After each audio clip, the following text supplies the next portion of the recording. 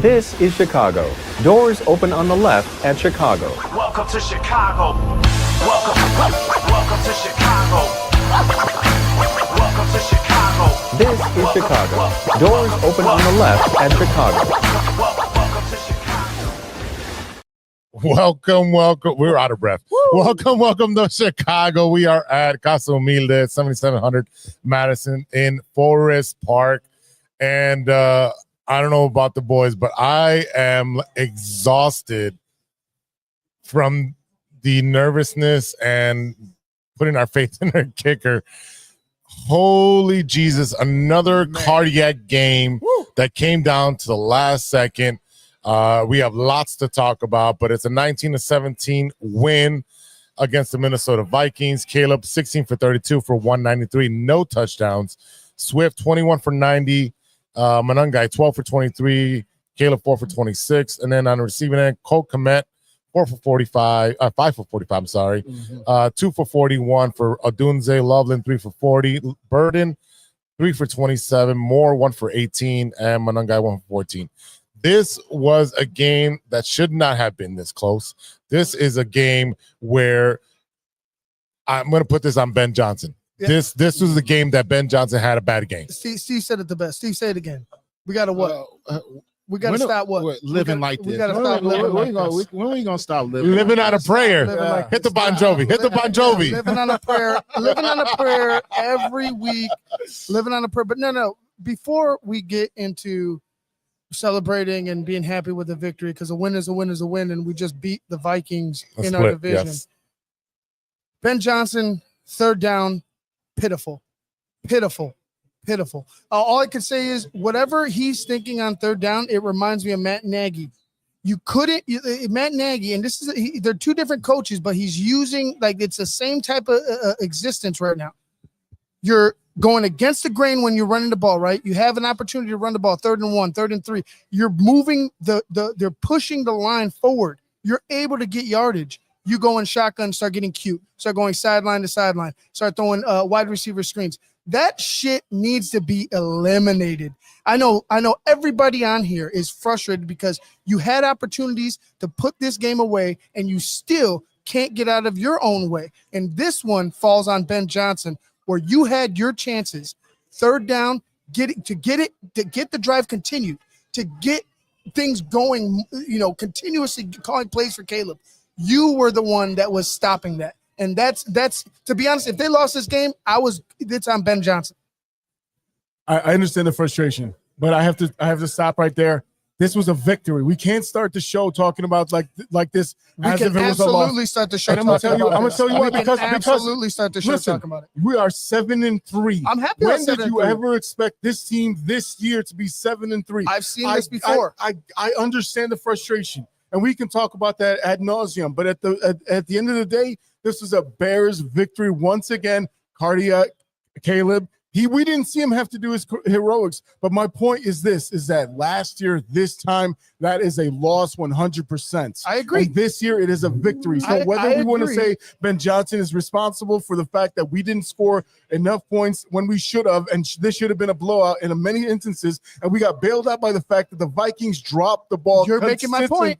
But my point is that at the end of the day, this was still a victory. You win ugly, you win pretty, it doesn't matter. Yeah. A win is a win. So at the very least, we have to start the show by celebrating the fact that Cairo Santos actually pulled it out, granted in the indoor stadium, and we got a victory, another heart attack win, but we got the win. No, it sounds like you're satisfied. No. It sounds like you're satisfied with what happened. I'm satisfied with the win. No. I think that's winning the most important thing. Winning is the most important thing. But when you're going to go into a deep playoff run, when you're going to go up against better fucking football teams, that shit isn't going to fly. And I'm not disagreeing with that, but the point is that wait. You said what you had to say. You said what you had to say. What I'm saying is it needs to be fucking cleaned up. It needs to be cleaned up. Period. Needs to be cleaned up. Of course, there's no. Hey, yeah, we got the win. Happy with the win. We're 7-3. They know damn well they should have lost that football game today. If it wasn't for mistakes that were on the other side, if it wasn't for a blown coverage on special teams, we might not be in the position to win. So when we talk about, hey, we won, and I just said it when I first started talking, a win is a win is a win. There's shit that needs to be cleaned up, or else you're not going to have the season that you want to have.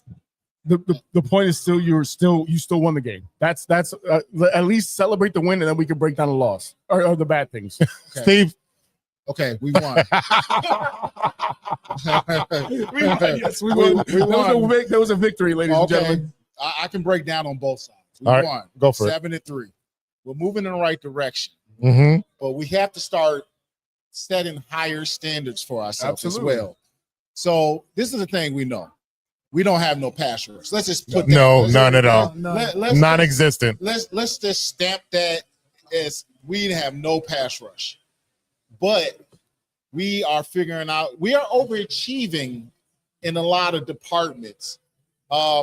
Defensively is one, and let's as we talk about, let's give some praise. Let's give praise to that defense. 17 points allowed, right? Even though they let up that last minute drive, they held on all the way. Now, this is the reason why we're frustrated that the defense plays so well and we didn't tack on touchdowns and points. Like Ivan said, put your foot on their neck. So that's and I guess we're very happy, and I think it's good to be happy, but I think we have to set our standards a little higher because we are approaching the playoff type of team, but we can easily lose all this because hey, we got Pittsburgh next week. Mm-hmm. Hey, we got Cleveland and we have Philly after Pittsburgh. Philly's the real. Yeah, Philly's So, going to and be the then, barometer. and then we still got 2 versus Green Bay, and we still have 1 versus Detroit, and we have San Francisco. Yep. So when we're looking at it, we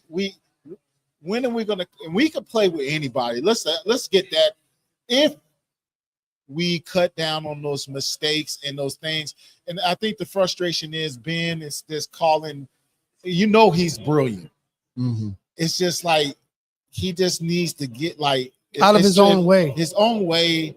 Simplify it. Simplify it. And I don't understand where his mind goes. And he'll talk about it. He'll put it on himself in the press conference. But then when we get in the game, he kind of just gets away from that. And I just don't understand it. With the Homer one was the killer. Oh my God. That was the killer. How many times do we go sideline to sideline? And Steve's been calling it out week in and week out. There's times where we have an opportunity to run it forward, and they go sideline to sideline, and we get blown up. We go laterally. Go laterally, and then we go laterally on 3rd down and short, and we go laterally with Travis Homer, who has not carried the ball once this season.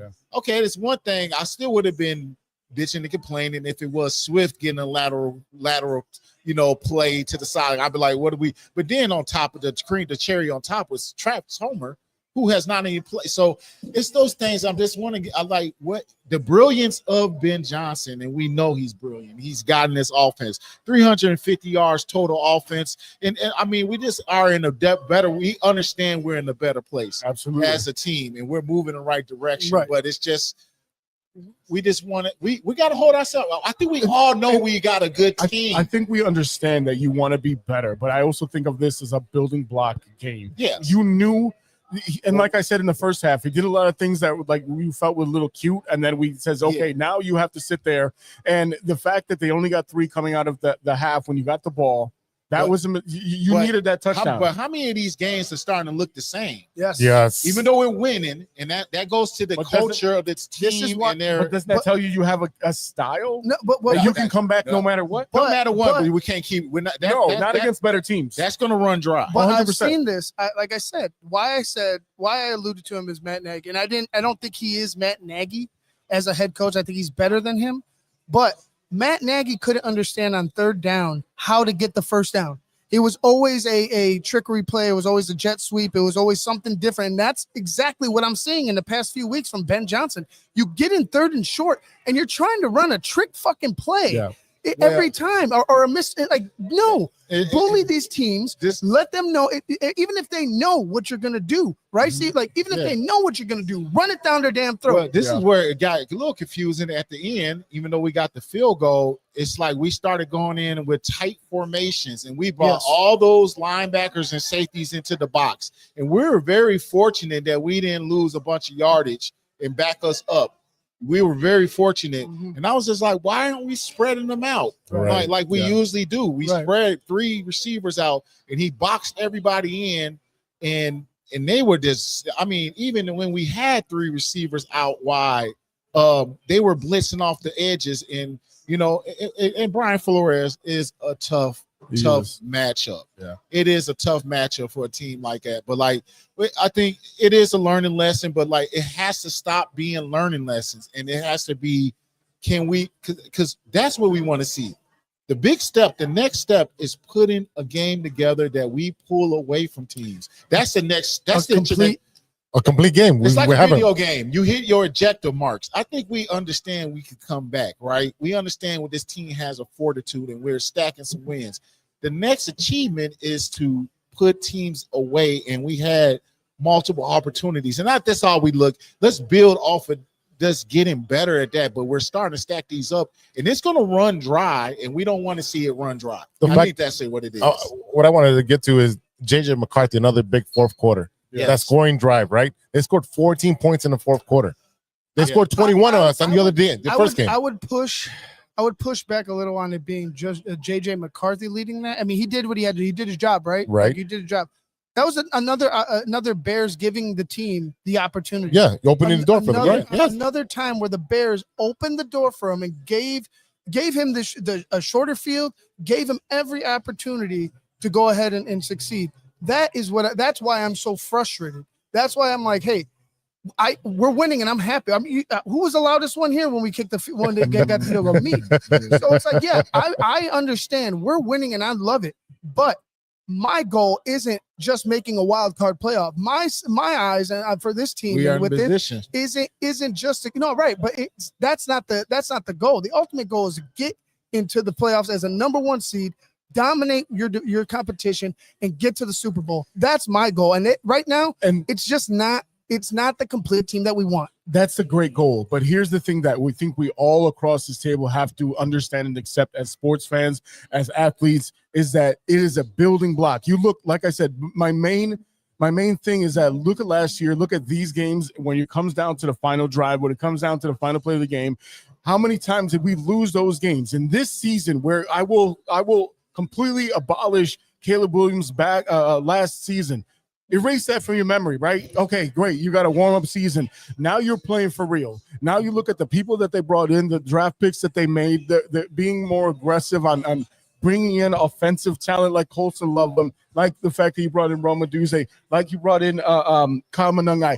And you see it right here developing before your eyes. So while we're frustrated with the things that he didn't do right, I would like to just think about this as a building block, because I think right now we're playing ahead of schedule. I think next year, I think this right now we're playing with house money. This is the 2020 Cubs, not the 2016 Cubs. Right. We But know like, that. again, I don't want to put a sprinkles on something where I don't see it right. Like if it's a shit sandwich, I don't want to put sprinkles on it. So like when I say Ben Johnson, your play calling was shit on third down, that's because it was shit on third down, not because it was like, you ran the ball, they stuffed you, no, you were calling plays that weren't fucking clicking and weren't in the rhythm of the offense. It was like you decided to go. You decided to go. Excuses. I already. He's always been a play caller, but he's always been a play caller. I've already said that Ben Johnson is a work in progress as well. But if this is multiple weeks back to back, we're third down, you're not calling the right plays. That's something you need to critique and point out. And that's something you can fix. Yeah. That's part of the learning process. Making mistakes is part of the learning process. 7 for 18 on third down efficiency is a bad number. Look, but listen to this. When you let me put you in the mindset of a player. Mm-hmm. You are happy. Once again, they're gonna go in there. They're gonna be happy. But there was a lot of frustrated players that you saw on that sidelines. Number 1 being Caleb Williams. If you did not watch him today, players dropping balls for him. And I think there was a little frustration with him with the play caller. I'm sure it is. And we talked about that at halftime, yes, right? we did. What are you looking at each other like, Ben, run this thing down? And we know Ben is an excellent play caller. But in the huddle, we might be like, Ben, why are we going sideways? Mm-hmm. I'm not saying I'm a better play caller than Ben. That's his job, and he's excellent at it. And that's why he's getting paid a lot of money. Mm-hmm. But Ben, run it down, because sometimes the coordinators get cute and they just, when they're super creative, they outthink themselves. And he's just, I'm just a little tight with how he keeps doing the same thing. Mhm. And I hope that's something he learns from in the first year coach, that those little tendencies, the one to call this spicy play or just because right now there's nobody telling him not to do it. That he calls the play, that's it. Yep. There's nobody challenging him.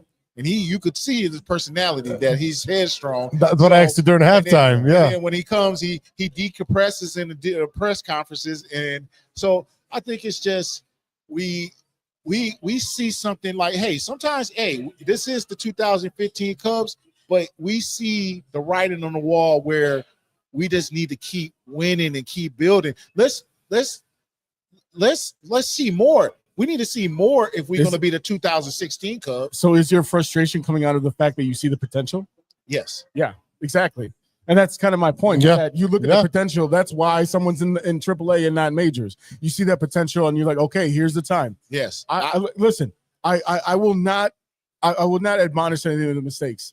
I'm just saying this. Like, look, man, we got to be happy. Look at 7-3 in this team. No, we're happy. No, When who happy they won. expected this team to be We're set happy they right won. now, this second in time? Nobody. Nobody. No. Nobody. This second right now, was it 3:30 Sunday? Bears are in first place, baby. Right now. Place, that's why I said 3:30 in the afternoon. I'm being fair, but at this exact moment in time, the Bears are in first place in our division. And we got to be happy for that, at least. Yes. Don't get me. There's a lot of shit. Yeah. Look, defense, two interceptions, only allowed one touchdown, 150 yards. Right? We kept their rushing game low. Aaron Jones is 70 yards. Jordan Mason with 45. He did get that touchdown. But that's my point, is that we could have absolutely done a lot better. I think the game was really on the offense to do a lot better than the defense, because I think the defense did a phenomenal job today. Hey, you know who we got to get the flowers to? The special teams at the end of the game. Duvernay. No. They Duvernay. I'll give it to Duvernay. I'll give it to Duvernay, not the specialty. I'll give it to one person. He's on there. Hey, Cairo hit it. No, I'm gonna tell you that the return that was set up was beautiful. So I know we just seen Duvernay running, but I don't think everybody's seen when they did the replay. I'm looking at the return set up, executed brilliantly. Duvernay is just not outrunning people. You need blocks. That was a really good schemed. I'm not letting Hightower off the hook for all that he's done this year. But or lack thereof, right? But it's a team game, and they needed to come through, because who knows if Caleb would have had any more bullets left for a 50-second comeback. Right. With a team blitzing in the way the offense was not looking. Now I know Caleb could cut it in, but hey, it was great to see the special teams pick that up, because even when we got after we got that return, we kind of almost screwed it up still.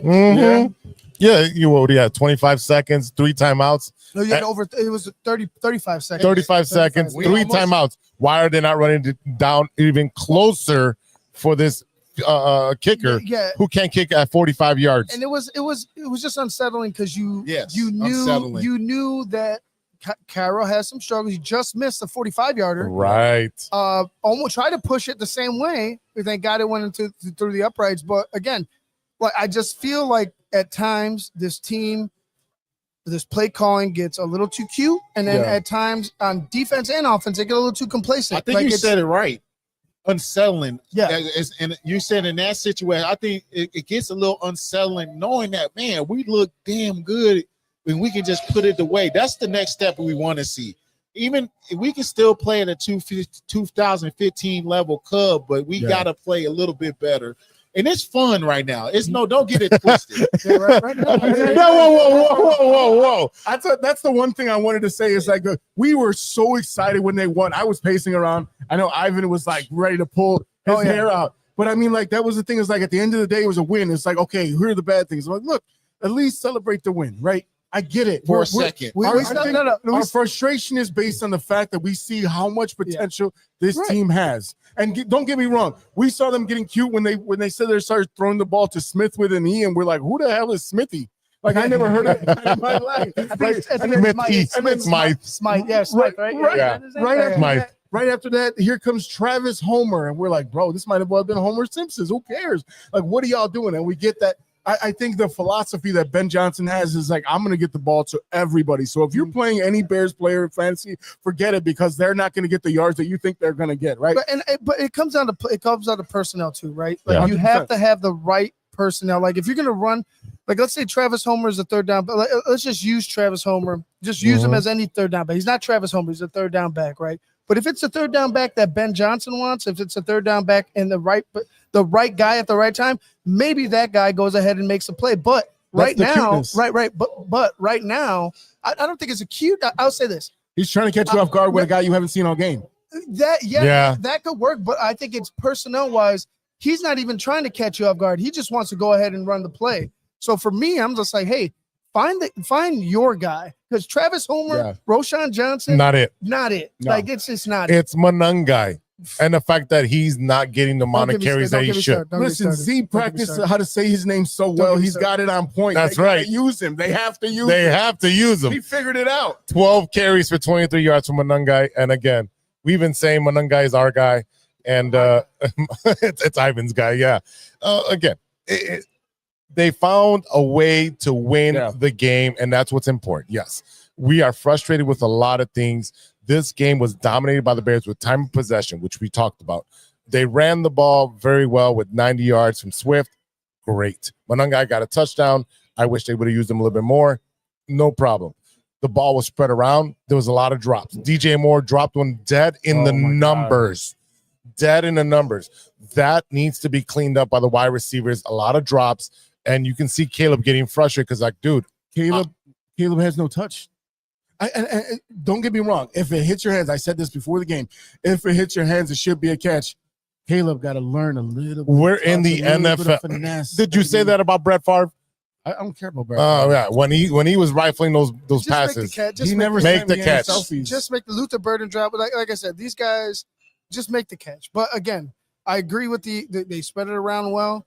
I don't need to see fucking Caleb blow people away with his stats. What he did was he protected the football. He didn't turn it over. Yep. He hit the guys that he needed, when they were open, when he had to. And to be honest, he did what he had as a quarterback. He did everything he could to keep his team. He even hit the release valve. Exactly. He hit the release valve. He threw the ball away. Everything we've been talking about for the past 9 weeks of what he needs to improve on. He's improving game to game. We did see some of the bad habits where he's just doing his tornado act, and then I don't know if we saw. I don't know if we saw it necessarily. I don't know if we saw any, like, he threw the ball away. To be honest with you, I think he had a better game than just like trying to be a superhero than we think, because when he did get pressure, he wasn't trying to force it. He threw the ball away multiple times. He did. So like not saying that he could make a maybe one of those two decisions on those sacks he could just take off or whatever, but when it came to pressure and he got outside the pocket, when he didn't see anybody open, he got rid of the football. He did. He did. But he still did the was it was that one play where he was running around. Yeah, there was nothing left. Yeah, there was nothing left on that. Yeah, for the most part. I mean, we're not, we talk about not nitpicking. You can't nitpick. I mean, he's saving us out of a lot of sacks. Right. But at the end of the day, man, I think the focus is we're a team in building. We're a professional team. You're a professional football team, and you're winning games. So you got to start holding ourselves to a higher standard. We know we could win the close ones. Mm-hmm. Can we start winning and putting teams away? When we had control of this game for all 3 quarters, and that's again, and we almost did a repeat from the first game. Now this is the difference from this team. They were able to pull it together, make big plays at the end, and win. And that's their identity. They got an identity, and that's something you want them to build on. But part of building into something in the future is doing it now. Mm-hmm. And that's learning how to put teams away here and there. You're not going to win every game, but let's learn how to start putting teams away. That also goes into your culture and what you're trying to build as well. So I think that's something that this team has to start learning how to do it.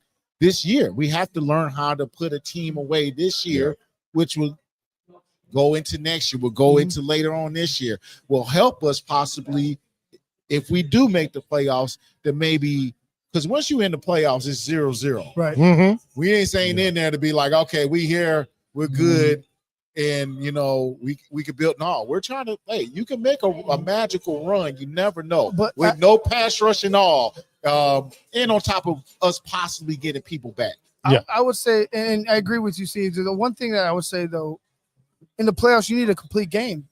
Like you can't. It's not.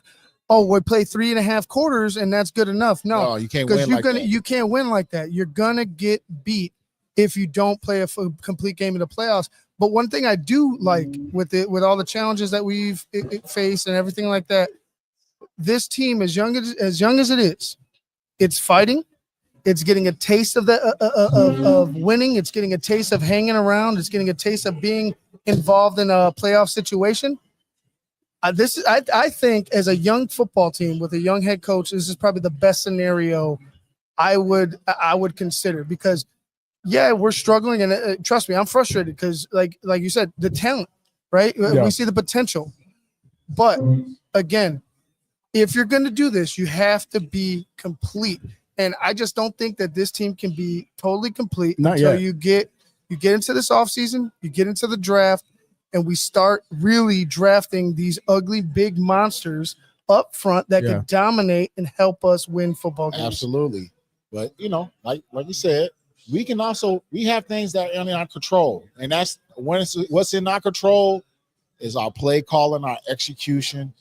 And we had an opportunity for that. And I think that's the frustrating thing. Yeah. We win. We're 7-3. We're getting ready to come back home against Pittsburgh Steelers. Aaron Rodgers did get hurt today, so I don't know exactly what's going on. And I hope he's back. I hope he's back. Because I want that dude. We want to beat We want to beat him. Yes. Yeah. Two things, right? So like I understand that we're frustration.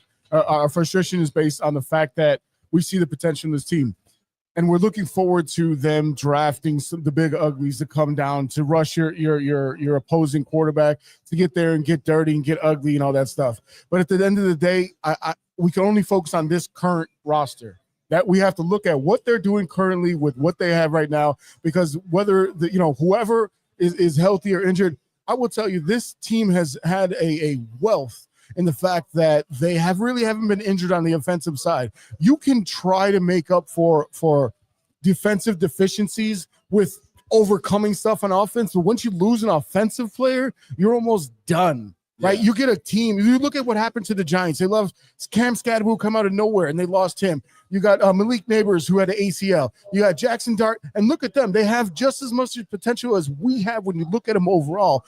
But I will tell you something that's very surprising, something that we talked about before the game started, and that's passing the ball around to different receivers. 7 different receivers, including 3 different tight ends, caught the ball today, and can any of you just off the top of your head tell me who was the leading receiver in receptions today? Anybody? Cole Kmet. Cole Kmet, the guy that everyone left for dead once they realized that they drafted Colston Loveman. You look what he did. He only had 45 yards, but he did what he needed to do. He got a couple of first downs by actually pushing through those tackles, and that's the thing that he does the best. That's not the thing that he does the best. What does he do the best? He can catch the ball, but he does not run through tackles. I'll tell you that much. That's a Loveland thing. That was added. Yeah, Cole Kmet had his best game of the season. 100%. Yes. 100%. And it was 5 for 5 on target. And he was playing physical. Yes. And he had not played physical like that. I don't think he's never played physical like that. He's had 2 touchdown games and all that, but I've never seen him run through a cornerback tackle. Yeah, lower the boom. He gave somebody a concussion.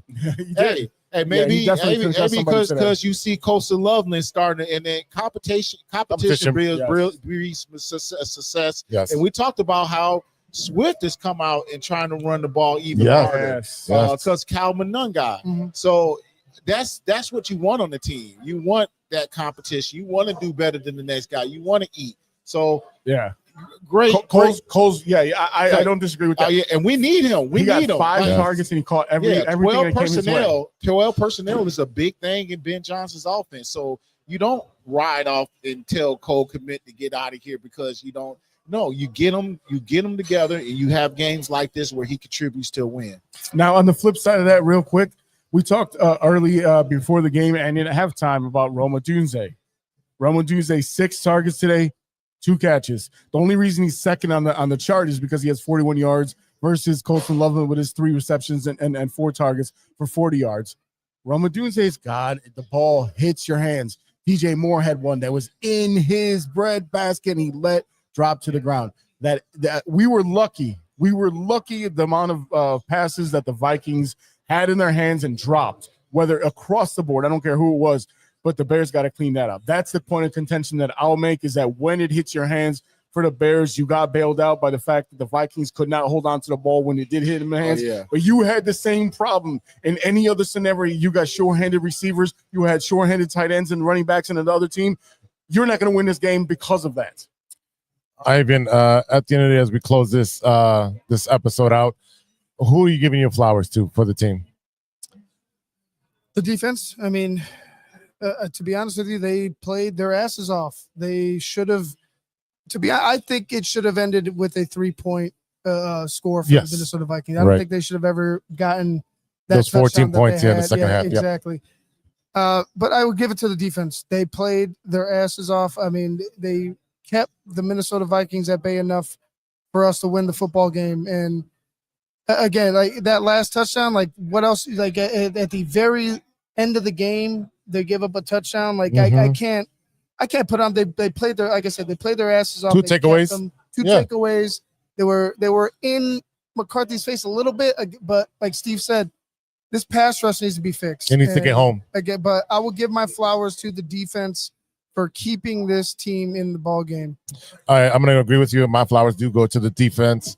Again, giving up only 17 points. I know 14 were in the fourth quarter we talked about earlier, but if you look at the past games where they gave up 20 to the Giants, the Bengals game with old man over there gave 47 to 42. The Ravens 30 points, and then you look at the Saints. We only give up 14 points. Commanders 24. So if they can keep these teams to 23, 24 points and below, and we can start scoring, because in my opinion, the Bears should have had easily 30 to 35 points in this game, and it should have been a blowout. It should have been 35 to 3.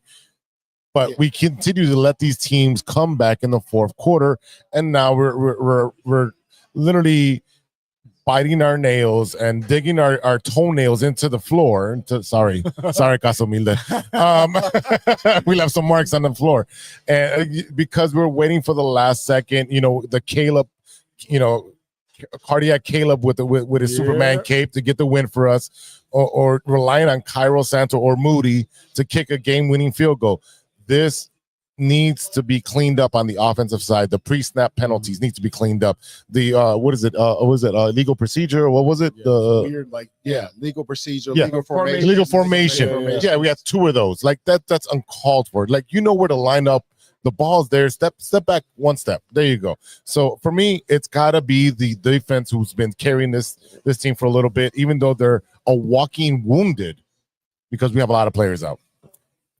Well, all right, so I'm going to give flowers to 2 players here that we actually mentioned previously. And number one is Noah Sewell. He had 10 total tackles, 4 solo. We talked about TJ Edwards being out for the game. That was the name that came up, and we've seen him have these weird penalties, like he hit on the quarterback the previous week. The weird little things that he does that it's not quite TJ Edwards, and we're used to in that position. 10 tackles for him. Another guy that has gotten kind of shit on a little bit for the Bears is Tremaine Edmonds. When you look at him compared to the fact that we see Roquan Smith do in Baltimore, he was supposed to be the replacement, him and TJ to come into that spot. And when you look at what TJ Edwards is over the time versus what Tremaine, people have been shitting on Tremaine over the last couple of years, but he had 9 tackles today, 5 solo. So, and Kevin Byard with another interception. Come on. Like Nahshon Wright, I talked about him. We were talking about him when he had an interception. I said, doesn't he basically look like a failed wide receiver? How big he is, and yes, we know that's what a lot of corners, a lot of safeties. That's how you end up there. Yeah, he's so big. You don't see guys that big, and that I'll give him flowers for that as well. Because again, just going down the line, the defense did a good job. Made JJ uncomfortable. Got a couple interceptions on him. Caleb took 2 sacks today, so that's the other side of that, but. I think overall we have to give the defense their flowers for what they were able to accomplish today. Steve? Yeah, we're giving a lot of flowers to the defense, and I'm gonna stay on that side as well. Defense as a whole, but I'm gonna focus on Nahshon Wright. he gets a lot of bad flack, and I think we forget that he is our fourth corner. He was supposed to be a fourth, fifth corner who has moved pretty much into the number one spot because of injuries. And I think we, number two now to Tariq Stevens, but like at one point he was the number one corner when Tariq was out. And he finds a way to get his hands on ball. He might get beat. He might be playing soft coverage. He might do X, Y, and Z, but he's gotten his hands on some interceptions, on some fumbles in key situations, that interception in the end zone where they took a shot. I think we need to get and a guy like that who's getting all this exposure and getting these reps. So when you start getting hopefully Jalen Johnson back and Kyler Gordon and now Tariq got hurt again, I think, in this game, so we got to look at that. But if you get him back and now you got him as your fourth corner, third corner, it looks pretty dang good based on the fact that this guy can get his hands on the football. And then one more point, I think when he got the interception, we was taking the knee. We thought he might have been hurt. He was actually praying for his coach, John Bean, who who died from a shooting at Langley College out in Northern Cal, where I played in Northern Cal in Junco. So I know Coach. I don't know him personally. I just know of him and his reputation. So that was him giving homage. Him and his brother both played at Langley College. So that was him praying that RIP. Prayers to the Langley community and the Oakland community and John Bean, Coach John Bean's family. But Nahshon Wright has been a bright spot, for a defense that's undergunned, being the fourth corner, having no pass rush, having linebackers down. You can't forget those things when it comes to this defense. And hopefully as we get guys back, as I say, I would like to see us add and not subtract. And it seemed like we might have maybe had a couple subtractions after this game. It's just been tough with this defense, but hopefully we get some ammunition as we move forward to help this team. But right now we don't really have a pass rush, but we can add in other areas that might help. But defense as whole, kudos to them because they're the reason why we were able to win this game. Nahshon Wright with 2 interceptions in the last 5 games for a fourth corner. I mean, that's pretty impressive considering the fact that you're not getting the playing time that you normally would as a starter. You know what, boys? This has been fun. We got a Bears victory. We got some smash burgers. We got a great beer here at Casa Humilde, 7700 Madison in Forest Park. And tomorrow we are live again at 7:30 for the True Chicago Sports Fans podcast. We're going to cover all Chicago sports. And then you can tune over to the Big Steve Show. Yeah, what time? Bear Down, Big Steve. We're going to be on at 8:30 tomorrow night, Central Time. All right, so we're going to sign off and bear down, baby. Swish.